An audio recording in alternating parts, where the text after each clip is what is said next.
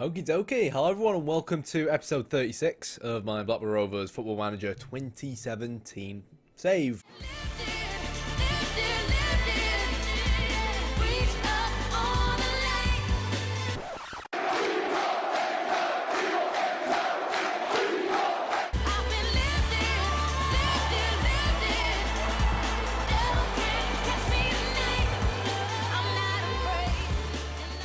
So, people that tuned into the last episode will have seen a bit of a strange one. We beat Chelsea away 4-1. Now Chelsea are having a bit of a mad season, to be honest. Carlo Cudicini is interim manager. They're 12th in the Premier League. Guardiola got sacked and they're looking a bit iffy. But I think we should be able to hold on to that 3-goal margin we've got going into the second leg, which will be in this video as well. We then went away to Man United. Now, we beat Man United at home 2-1 earlier on in the season, which is a massive part of why we are 5th in the Premier League, bearing in mind that this is our second season back in the Premier League. So, you know, considering the first season was getting promoted out the Championship, and in real life we're in the Championship relegation zone in that equivalent season, we're not really, I don't think, doing too badly. We lost 5-0 to Man United. Not a game I was really proud of, to be honest. What do these little signs mean? Line up. I've never seen line up. Wait. Well, they all have bad ratings. Could that be my assistant telling me to make sure I don't play them next game or something? I'm not sure. Either way, though, players are going to be dropped for the upcoming Spurs game. Now, the same way we beat United early on this season, we also went away to the new White Hart Lane, creative name I know, and beat Spurs 1-0. Danny Graham scored that goal, which means Danny Graham is going to come into the side again. Now, the last time we went to Spurs, and I'm going to try and show this in slightly different dimensions to how we normally go through games. We changed our formation round, tried to pack the midfield a little bit. That's why Akpan's been brought in. But, yeah, without further ado, I don't want to waste too much time. And as well, I don't want to change too much tactically, because I do think we've done well so far this season. And even though, you know, we've lost 3-0 to Villa and 5-0 to United recently, hopefully we can turn this around fast. Forget about the past.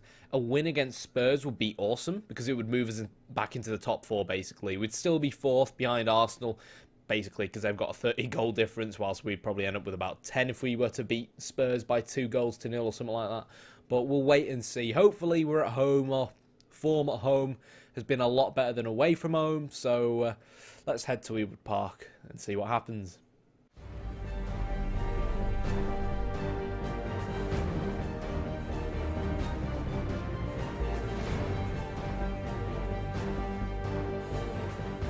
Okie dokie, hello everyone and welcome to Ewood Park. So, formation change. Basically almost the same formation, well, it is the same formation change we did when we played them and beat them 1-0 away from home. Spurs are a team with a heck of a load of playmakers, creativity in their side, so kind of makes sense, I feel, to try and get more men in the middle of the park. Augustinsson's been set as a defensive fullback to kind of make up for the gap that's going to be left in front of him. Andre Gray's been changed to more of a support player. This way he'll come that little bit more deeper and try and help out the midfield. Tiote has been changed from support to defensive. He's mainly going to focus on his defensive duties, and he's going to be man-marking Christian Eriksen as well. But again, you look at this this Tottenham side, it's going to be very, very difficult to try and stop them. And to be fair, we did well to beat them early in the season anyways. One thing that kind of stands out is Alderweireld playing fullback, playing right back specifically. Now, that's not going to be something I'm going to look to exploit at the moment, but it could be something we look to exploit 20, 30, 40 minutes into the game once he tires a little bit. We might bring on someone with that extra bit of pace out on the wing, someone like an Asidi who's looking to regain his fitness after being out for quite a long time, or someone like McLean, or maybe move Andre Gray out to the left. Who knows? We'll have to wait and see. But the idea, if we can go in 0-0 at half-time and just choke the game, remain defensively solid and play well on the counter, then I think we're always going to stand a chance against Spurs. And even when we beat them early on in the season, they were kind of the better side. I wouldn't say they dominated us, but as you'd expect, they had most of the chances, but we were brilliant on the counter-attack, and that's how Danny Graham got his goal. So we'll see what happens. In terms of changes, I think it's pretty clear to see the changes that have come into the side. Fabio had a shocker against Man United for people that watched the last episode, and if you're watching this without having watched the last episode, go watch the last episode. So Varela is going to step in. Hope Akpan comes in. I think his last game may have been the last game earlier on in the season against Spurs, actually. I'm not entirely sure because he's not exactly that fit. He's not got that much match fitness. He is set to play for the reserves, but yeah, we do have quite a big squad now after all the players are brought in the summer. We're, of course, missing Kajura, Demirbay. We're putting a lot of reliance on him to kind of be our playmaker in the middle of the park. And Sam Byram comes in on the right-hand side instead of Gouffran. Just feel like Gouffran would be able to make maybe more of an impact later on in the game. Byram and what he adds defensively, I think, will help us in the first half when Spurs, you know, have most of their energy and so on. But here we go. So we're going to jump straight in. We're going to start off with a defensive mentality, more than likely for the first 10 minutes, try and hold on to the ball, try and keep a bit of possession, you know, try and frustrate Spurs and get a rough feel for how they're going to be looking to play. So far we're on defensive. We've had 2 shots, 2 of them have been off target, so we're going to quickly switch to a standard mentality and see where that takes us. Again, we've had most of the ball, 25, half an hour gone. 4 shots, only 1 on target, so we've not really seen much. Highlights are on key, of course. Sometimes when I play off camera, I do move them to extended so I can tweak a little bit better and have a little bit more information based off of what I want to tweak about. If we still see nothing going into like the 40th minute, I'll switch back down to defensive. It means we'll be going in 0-0 at half time, which will kind of be what I wanted anyways. So yeah, there we go, 42nd minute. Spurs haven't really done much. I'd take a point, to be fair, from this game, but Spurs haven't played that well, which for me means I should probably look to try and change things around, because chances are I think Pochettino's their manager still. It is still Pochettino. I've actually done a tactical video on Pochettino quite recently, so check that out on my channel if you haven't already. Rajkovic was brought into the side in case no one noticed that one as well, instead of Jason Steele. It's been quite nice to have 2 half-decent goalkeepers so far this season, rotating between the 2. I always find players seem to perform better when they've got competition for spots. Danny Graham, 6.5, brought in instead of Gillas. Not exactly done amazing so far.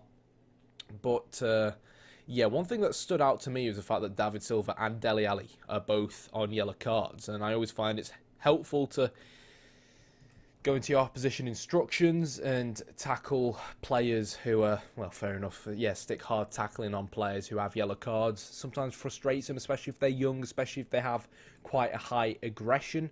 But, yeah, so far so good. In terms of what we're going to be looking to change, I'm going to go and take a quick look at some of the highlights in the analysis, because it's really difficult for me to carry on this way without basically having seen any of the first half. So I'll be right back. So in terms of what we've opted to change, we've almost kind of like mirrored the formation, simply because that means Asadi can come on the left-hand side, which means we can try and exploit Alderweireld as well. Asadi, not as young as he used to be, but 15 acceleration, 14 pace, should be able to give us that little bit of injection that we need out here on this wing to cause Spurs problems. Because to be fair, we haven't really caused them that many problems. Most of our attacks have been through the middle, which you'd expect, given that we've got exploit the middle on, but that might change going into the game. Akpan and Demirbay obviously have been mirrored. Other than that, Augustinson is no longer a defensive fullback. Really, I should probably change Varela to become at least a fullback on defend, which he will be. And Andre has changed to a DLF attack. I just feel like changing him to attack at this point could be quite helpful. He is on that side that we want to try and exploit that little bit more. And we'll keep an eye on Danny Graham. If he still doesn't really perform, it could be a good chance for someone like Nano to come on, or someone like Gillas to come on and try and change the second half. But here we go. Hopefully we'll actually get a few highlights going into this half. I'm kind of hoping that maybe, just maybe, Spurs might find themselves with 10 men. But they've come out all guns a-blazing, as you can see there, so not ideal. We'll switch to a standard mentality. We've got most of the possession, but we need to start really making it count, and it's difficult when you can't really see what's going on. Spurs fighting back into this. 5 shots, 3 on target now, and they're starting to definitely cause us problems.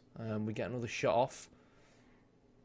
Vertonghen now yellow carded, and it looks like this could be one of the first chances of the game, but it's picked up by Danny Graham, who plays the ball out wide to Varela, finds Hope Akpan, and Graham now, long ball to Andre Gray. Are they going to link up? Is Gray going to finish? He's going to miss.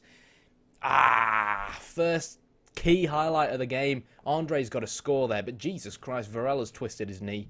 That's not good, and I'm just wondering who can actually come on at right back. We've got Fabio, thank God for that, on the bench, and Akpan on a yellow card, probably not ideal either.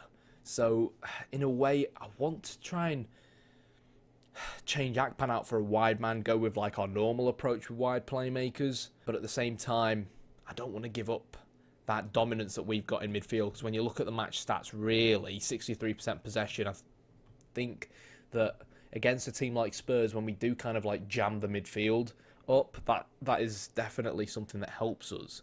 We've already made 2 subs as well, so I'll keep Akpan on for now. It'll be really funny if he ends up getting red carded, won't it, when I was the one saying that I hope Spurs go down to 10 men. Right, okay, here we go. 69 minutes. 78 minutes played, sorry, not 69 minutes. I was looking at Kerem Demirbay's stamina. But he is going to stay on. He is an outsource of creativity. I think it is going to have to... Actually, oh God, what do I want to do here? Might not be a bad idea to just shut up shop and try and get a point, especially given that our last few league results, we had a 3-0 loss to Villa and a 5-0 loss to United, so a point really wouldn't be all that bad. But really, we want to beat Spurs to try and out-jump them in the table. Yeah, it's going to be a tough one, this.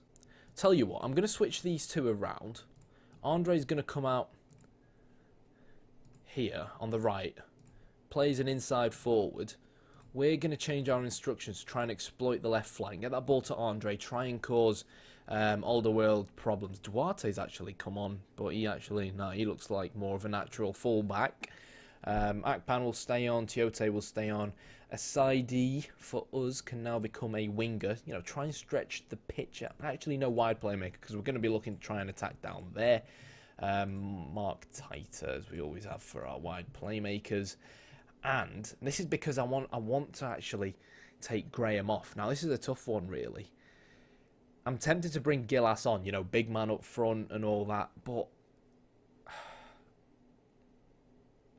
got a funny feeling Nano's got to be given a chance, you know what I mean? Advance forward there for Nano. We'll make great support and just work that ball into the box, which is what we're going to be doing. And hopefully his pace will be effective against some relatively tired Spurs centre-backs. This isn't good. Silva, good header from Asidi, but we've got to clear that. Oh, God. Vertonghen. That's a great ball to Dele Alli. We've got to be able to stop him getting the ball into the box here. Duarte and Wanyama shoots, and oh, God.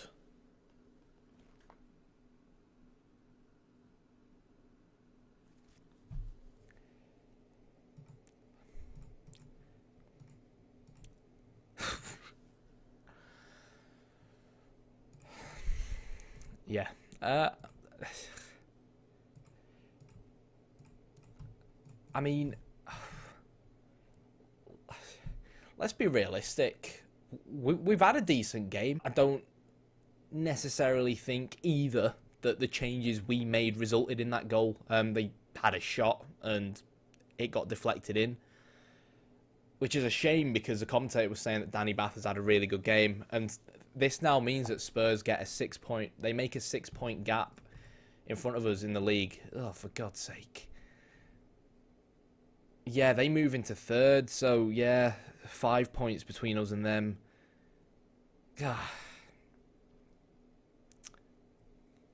And it means we lose 3 in a row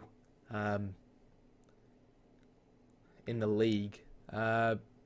Not really pleased to see that Alderweireld got player of the match. It means that we never really stretched him, which is kind of understandable because when we played wide, we played with either a wide playmaker or an inside forward. We should have really been looking to try and get the ball on the outside of him, but I kind of felt like if the player was cutting into the middle of the park a little bit more, we'd hold on to the ball a little bit better, which we kind of did. You know, 57% possession. It kind of changed once we changed the formation. which is understandable. We really didn't play that badly. Yeah, they had more shots on target than we did, but to concede the goal that we did in the 86th minute, I can't believe that. Let's focus now on just trying to get in the EFL Cup final. Did say I'd be chuffed if we managed to get a top half finish this season and win a cup. Even though people say no one cares about the EFL Cup, I think given our progress, getting promoted from the Championship and all that, it would be nice to win a cup. And you can't really rule us out the FA Cup either. And we've shown so far this season that we can beat the big teams because, we have beat United and Spurs early on in the season. We are just going through a very, very dodgy period. So, yeah, Chelsea next, 4-1 up on aggregate. We're going to try and play some youngsters and we'll see what happens from there. I've just gutted about that Spurs loss.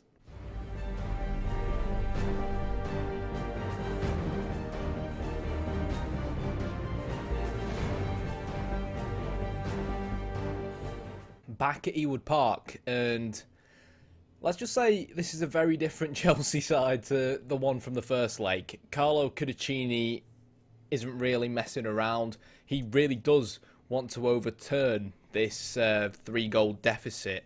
So it's not going to be easy for them. I guess an advantage we have is that we've got 4 away goals. So they kind of, even if they score 3, I think that would then leave them with 3 away goals and 1 home goal, which means that we would still win. So they've got a lot of goals to score, but that's why they're playing 2 up front.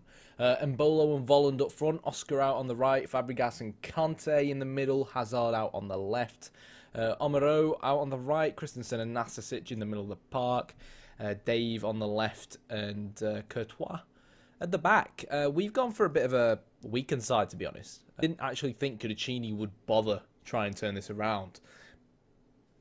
I mean, I thought they were going to go for it in the first leg because they're 12th in the league, so it kind of feels like, yeah, let's win a trophy. But anyways, we've got Nano and Gillas up front. Gouffran comes back in on the right-hand side. Asadi out on the left. Lenihan playing defensive mid.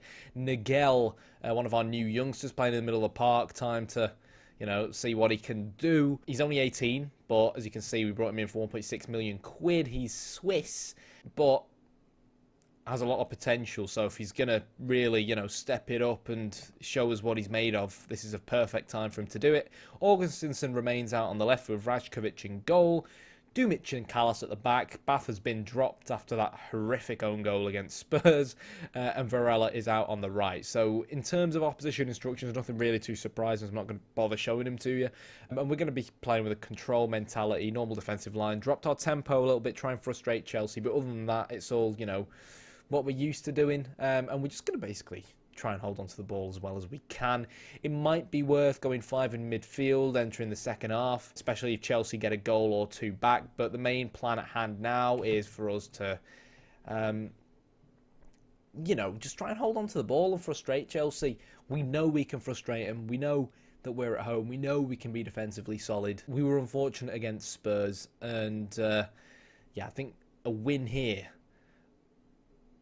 maybe, not this game as a win, but a win on aggregate in general would be great for our morale. But anyways, here we go. So Asadi out on the left finds Augustinsson, who finds Nigel. So far, so good, I think, for the young Swiss player. Asadi picks it out. What a ball from Asadi. Nano will now look to cross the ball in. I think Lenihan picks it up to Nigel. Yes! Oh, Gillas stole the goal. Oh, no. I thought Nigel got a goal on his professional debut for us. Is it his debut? I've got no idea. Great ball from Lenihan. It just hit Nigel's bum and went in. That's probably going to be the easiest goal Gillas is ever going to score. Awesome stuff. Gouffran to Nigel. Back to Gouffran. Jesus. Varela plays it into the middle of the park as Nigel dictates tempo and play. Asadi out on the left finds Augustinsson, who will more than likely try and get the ball into the box sometime soon, but instead, control mentality. We're playing things in a cool, calm and collected manner, trying to frustrate Chelsea. This is what I wanted, really, but the fact that we can keep the ball so well against a team like Chelsea really is positive for us. And this is our second string side, but we've been in kind of poor form, and I think some of these players are kind of shouting out at me if they can get a good... Oh, God, no. If they can get a good... Who was that, Gillas? If they can get a good performance here and say, look, dudes, we've just beat Chelsea at home. A full-strength side Chelsea at home. Our form's been poor in the league. drop some players and start playing us. Stop relying, on the usual starting 11. And so far, so good. Good ball into the box. Actually, a poor ball into the box from Augustinson. Aside will find Nano. Nano's been such a ace backup player for us so far this season. And it's like watching us from last season. Varela to Lenihan. And Jesus Christ, come on, key highlights. I'm falling asleep here. Nigel to Lenihan. And again, we don't normally play like this. We are normally a little bit more direct, I think, going, go on, Nigel. Oh, no, I really want him to score. Working the ball into the box and getting forward. But because of the control mentality, because of the state of the game, because of the fact that we've got a lead on aggregate, it is, of course, affecting how we play. And has Nigel just scored? Oh, Mbolo own goal. Miguel's celebrating it like it's his own. He's not going to get that goal, is he? Wow. But he's definitely showing potential, this lad. 1.6 million.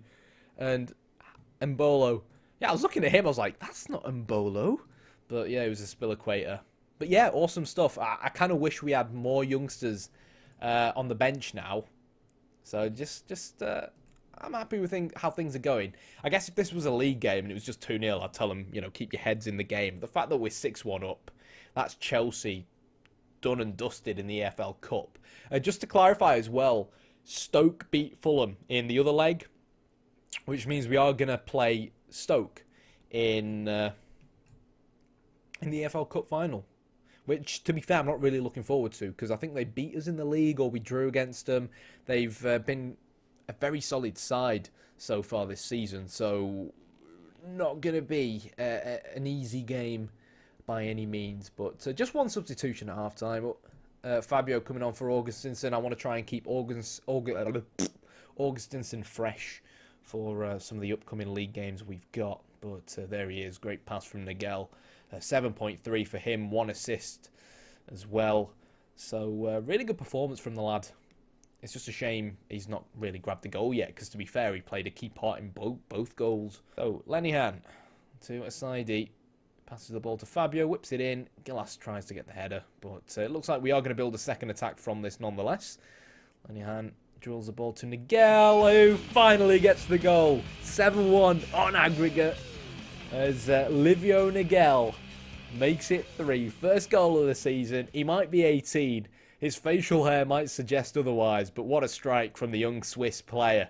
Definitely one to keep an eye on going forward in this Football Manager save, and a 9.0 rating for him. I think it's about time Asidi comes off as well. He's only recently come back from injury, and with Nano looking complacent, even though I said that he looked quite sharp early on in the game. You know what, we'll give him some game time, see if he can turn it around, and then maybe consider bringing Andre on. Because the thing about these cup games as well is you've always got to be careful. You've always got to be careful in terms of, given that we're 7-1 up on aggregate, do I really want to risk important players for us getting injured? Even though Andre Gray, it has to be said, has not been anywhere near as important for us this season as I think he was last season. There's an away goal for Kevin Volland. They kind of caught us out on the break there. It's Chelsea. It's a full-strength Chelsea side. I think we could have done a little bit better defensively. I'm not quite sure where our left-back was. Kalas should have really done better. And I think Rajkovic, I think he could have kept that out as well. But I'm not really too bothered by that. Lenihan, 2 assists as well. He got the assist for that second Nigel goal. So fair play to him. I'm not sure whether he's going to get a start in the next Premier League game, but he's definitely shown that he's, up for it. Sometimes people joke about Football Manager being Excel, just all about the numbers and stuff like that, but it's not just about having players with the right attributes, it's about having players with the right personalities. It's about having players that are in good form, and good morale and stuff like that. That all plays in effect with regards to how well players do. But, oh God. Nabil Gilas needs shooting after his performance today. That's the second clear-cut chance he misses. It was a phenomenal pass from Nigel, straight through the Chelsea defence. And he somehow put that wide. It was Heskey-esque, really. On another day, I'd be bloody fuming that he ain't scored that. But we have booked our place in the final. Here we go. There's a full-time whistle. Bada bing, bada boom. Another win against Chelsea. And it's just a shame that we lost to Spurs. Assertively, congratulations, lads. Try and bump up morale that little bit. Because to be fair, recently it's not exactly been great. There it is. We book our place in Wembley, and a part of me wants to start this lad in the final. I almost said the grand final then. In the final against Stoke. When is the final going to be? It's actually going to be very, very soon. So we'll make sure the final is going to be the next episode. So we'll make the final the next episode, an episode on its own. And then I'll play Leicester off camera, and the next episode after that will probably be a double between Arsenal and Chelsea. But you've seen us play Chelsea quite a lot recently. So if you just want it to be a single episode with Arsenal, let me know in the comments below. I'm trying to find a nice balance between double episodes and single episodes. But yeah, we're still 5th in the league regardless. As you can see, Stoke are in 6th place, so it ain't going to be an easy final whatsoever.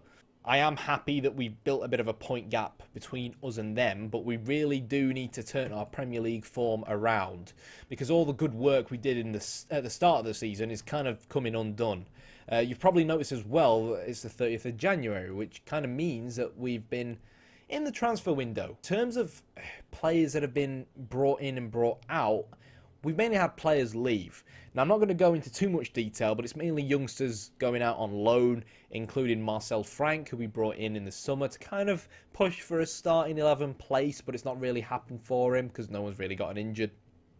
In terms of any other big signings that have been brought in that aren't youth players that you've not seen yet, the only player that we're kind of in talks with is Marco Rog. Now, I think I mentioned him in an earlier video. I'm not too sure, I can't remember. He looks like a decent player. And, you know, there was a part of me which kind of was like, strength 8, not too sure. It's going to cost me a fair bit in wages.